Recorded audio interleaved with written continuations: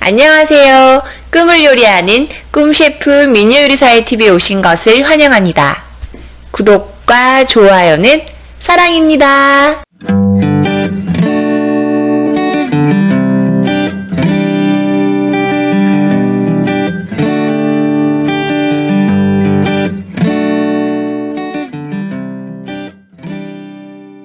여러분, 말을 잘하는 사람이 되고 싶으신가요? 말을 잘하는 사람이 부럽다고요? 네, 그래서 준비했습니다. 오늘의 주제는 한 큐에 말 잘하는 사람이 되는 방법입니다. 50개의 직업을 체험했던 저의 지난 영상을 보면 제가 아나운서를 준비하다가 그만두고 스피치 연구를 하기까지 그 과정이 나옵니다. 저는 고아원 봉사를 통해서 스피치를 못했던 사람들이 스피치를 잘하기까지 그 과정을 도와줬을 때 얼마나 삶이 바뀌는지에 대해서 수차례 목격을 했습니다. 그래서 저는 유튜브와 온라인 강의를 통해서 여러분들의 스피치 실력을 업그레이드 시키고 삶의 질을 향상시키는 데 도움을 드리고 싶습니다. 먼저 오늘은 논리적으로 말을 잘하는 방법에 대한 것입니다. 제가 연구한 스피치의 가장 기본적인 첫 번째 단계에 대해서 말씀을 드릴 건데요. 우리는 이미 학창시절에 어떻게 하면 글을 잘 쓰는지에 대해서 이미 배운 바가 있습니다. 서론, 본론, 결론으로 나눠서 뼈대를 만들고 그 위에 살을 붙이는 방법으로 우리는 글쓰기를 할 수 있습니다. 그런데 이상한 건 사람들이 글은 그렇게 쓰라고 가르침을 받았는데 말을 함에 있어서는 너무나도 두서없이 한다는 거죠.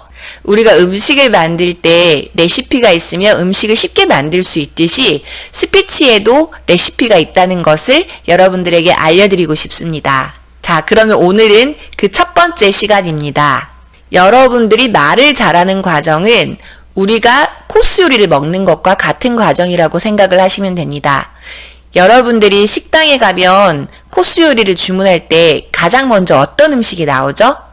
자, 첫 번째 에피타이저가 나오죠. 그리고 두 번째 어떤 음식이 나오죠? 네, 스프처럼 우리의 속을 부드럽게 해주는 음식들이 나오죠. 그리고 세 번째 샐러드류의 음식이 나옵니다. 네 번째는 뭘까요?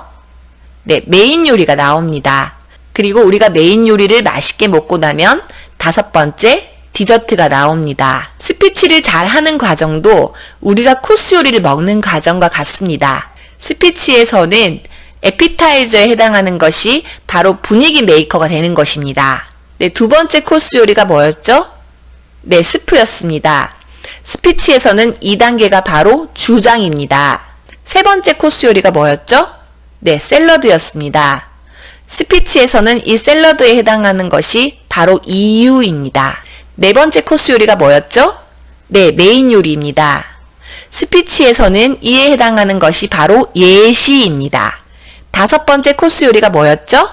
네, 디저트였습니다. 스피치에서는 이에 해당하는 것이 바로 주장 반복입니다. 자, 정리하겠습니다. 첫 번째 분위기 메이커, 두 번째 주장, 세 번째 이유, 네 번째 예시, 다섯 번째 주장 반복입니다. 여러분들은 이 5가지만 기억하면 무조건 스피치를 잘할 수 있습니다. 자, 제가 지금부터 조금 더 자세히 설명을 드리도록 하겠습니다. 저한테 스피치를 배우러 오면 제일 먼저 3분 스피치를 시키는데요. 갑자기 스피치를 시키면 사람들이 대부분 당황해하면서 무턱대고 본론으로 들어가는 경우가 많습니다. 하지만 스피치를 하기 전에 가장 중요한 것은 청중들이 저와 함께 호흡을 할 수 있도록 분위기를 부드럽게 만드는 역할을 하는 것입니다. 즉, 여러분들은 분위기 메이커가 되어야 한다는 것입니다. 이미 말하는 체질이 되어 있는 사람들은 무의식 중에 청중을 파악하는 능력이 뛰어납니다. 그래서 청중을 먼저 파악한 다음 청중에 맞게 분위기를 부드럽게 먼저 만드는 역할을 합니다. 이것이 바로 코스 요리에서 첫 번째 에피타이저에 해당하는 것입니다. 좋은 분위기 메이커가 되기 위해서는 청중들에게 먼저 신뢰감을 주어야 합니다. 그러기 위해서는 그 장소와 때에 맞는 의상, 헤어스타일, 화장 등의 어떤 외적인 부분도 굉장히 중요하고요. 또한 분위기를 부드럽게 만들기 위해서 그날 있었던 중요한 뉴스나 이슈, 감동 깊게 읽었던 책의 내용이라던가 명언, 속담, 성경 구절 등의 여러 가지를 인용해서 청중들에게 맞게 내가 먼저 청중과 함께 호흡하는 것이 중요합니다. 이렇게 되면 청중들이 처음부터 저와 친밀해질 수 있고 그 시간을 통해서 제가 앞으로 나눌 이야기에 대해서 청중들은 신뢰감을 갖게 됩니다. 그래서 저는 에피타이저, 즉 분위기를 만들어가는 시간이 굉장히 중요하다고 생각합니다. 자, 앞으로 여러분들과 함께 스피치에 대해서 이야기를 나눌 시간들이 많기 때문에 오늘은 간략하게 가장 중요한 핵심 내용만 짚고 넘어가도록 하겠습니다. 두 번째 코스 요리는 뭐였죠? 스프입니다. 스피치에서는 주장에 대한 것입니다. 대부분의 사람들이 스피치를 함에 있어서 결론을 가장 뒷부분에 둡니다. 하지만 저는 결론을 두 번째 단계에서 다루라고 말씀을 드리고 싶습니다. 즉, 본론부터 이야기를 하라는 것입니다. 문장이 길어지면 집중도가 떨어지기 때문입니다. 여러분들이 말을 잘하는 사람들을 가만히 살펴보십시오. 본론부터 얘기하는 성향이 있습니다. 저의 스피치도 마찬가지입니다. 제가 아까 서두에서 논리적으로 말을 잘하기 위해서는 코스 요리가 있다고 말씀을 드렸습니다. 그리고 이 코스 요리가 스피치에 있어서는 분위기 메이커, 주장, 이유, 예시, 반복 이 5가지라고 결론을 미리 말씀을 드렸습니다.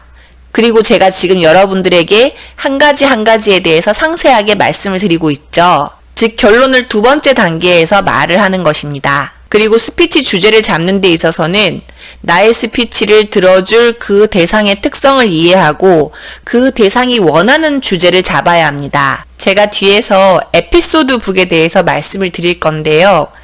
여러분들은 그 에피소드 북 안에서 대상의 특성을 고려한 다음에 어떠한 이야기를 할 것인지에 대해서 재빨리 생각을 하셔야 합니다. 특히 3분 스피치 같은 경우에는 말이죠. 자, 다음은 3단계입니다. 3단계 코스 요리가 뭐였죠? 네, 샐러드입니다. 샐러드에 해당하는 스피치가 뭐였죠?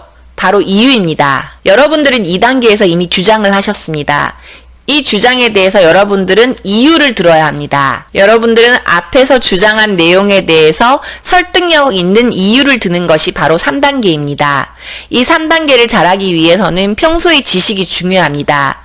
평소에 책을 많이 읽는다던가 뉴스를 많이 본다던가 시사를 공부한다던가 유튜브 구독을 통해 상식을 많이 넓혀놓는다던가 혹은 다양한 세미나에 참석을 한다든지 해서 여러분들이 많은 지식을 가지고 있어야 더욱 설득력 있는 이유를 들 수 있습니다. 제가 지금 여러분들에게 말씀을 드리는 공식은 스피치의 모든 것에 해당하는 공식이지만 특히나 여러분들이 3분 스피치나 면접처럼 갑자기 누군가가 어떤 주제를 던졌을 때 당황하지 않고 내가 설득력 있게 상대를 설득시킬 수 있는 그런 방법을 제가 구체적으로 여러분들에게 알려드리는 것입니다. 자, 다음은 4단계입니다. 이 4단계에서 코스 요리는 뭐였을까요? 네, 메인 요리입니다. 스피치에서는 이 메인 요리에 해당하는 것이 가장 하이라이트인데요.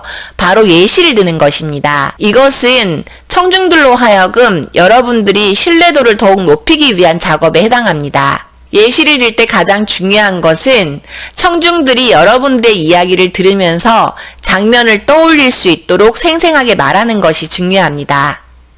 주로 예시를 잘 듣는 사람들은 에피소드 북에 적힌 내용들이 많고 다양한 경험을 많이 해온 사람들입니다. 여러분들이 다양한 예시를 가진 말을 잘하는 사람이 되기 위해서는 여러분들의 삶의 주인공이 되셔야 합니다. 여러분들의 삶이 바로 영화이고 드라마입니다. 매일매일을 작은 이벤트로 만들어 보시기 바랍니다. 여러분들의 삶이 바로 글감이 되는 것이고 여러분들의 삶이 바로 스피치의 주제가 되는 것입니다. 따라서 글감 모으기를 습관처럼 하셔야 합니다. 글감을 많이 모은 사람들은 말을 할 주제들이 많습니다. 저는 이것을 위해서 여러분들에게 에피소드 북을 만들라고 말씀을 드리고 싶은데요. 제 블로그에 보시면 안채영의 청춘 다이어리라는 블로그가 있을 거예요. 즉 제 블로그에 가보면 20살부터 현재까지 제가 살아오면서 겪었던 일상들과 특별한 이야기들이 적혀 있고요. 물론 비공개도 있지만 공개로 된 부분들도 있습니다. 이것이 바로 글감 모으기에 해당하는 것입니다. 여러분들이 말을 잘하고 글을 잘 쓰기 위해서는 평소에 다양한 글감을 모으기 위해서 다이어리를 작성해도 좋습니다. 또한 번뜩이는 아이디어를 담기 위한 아이디어북을 작성하셔도 좋습니다. 저 같은 경우에는 타인과의 대화 중이나 수업 시간에도 갑자기 떠오르는 아이디어들이 있으면 아이디어북에 적곤 합니다. 그리고 평소에도 산책을 하거나 여행을 하거나 비행기를 탄 시간, 기차를 탄 시간, 그런 시간들, 나와의 시간들, 나를 마주한 시간들, 그 시간을 통해서 여러분들이 생각나는 것을 자유롭게 항상 메모를 해두시는 것이 좋습니다. 코스 요리를 먹을 때도 스테이크 같은 메인 요리가 맛있으면 굉장히 식사의 질이 높아지는 것을 느끼죠? 스피치도 마찬가지입니다. 여러분들이 예시를 잘 들어서 청중들의 공감을 충분히 얻어낸다면 여러분들은 충분히 훌륭한 스피치를 하실 수 있습니다. 자, 다음은 5번째 단계입니다. 코스 요리에서 5번째 단계는 뭐죠? 네, 디저트에 해당하는 것입니다.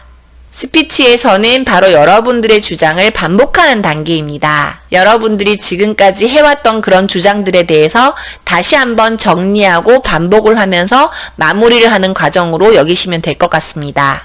네, 이상으로 스피치의 5가지 단계를 알아봤는데요. 저는 이 스피치의 이름을 쿡 스피치라고 붙였습니다. 그 이유가 뭐냐면 각 결혼을 했는데 아무 요리도 하지 못하는 새색시가 있다고 생각을 해봅시다. 이 새색시는 김치찌개를 끓이기 위해서 어떻게 할까요? 나는 김치찌개를 끓여본 적이 없는데.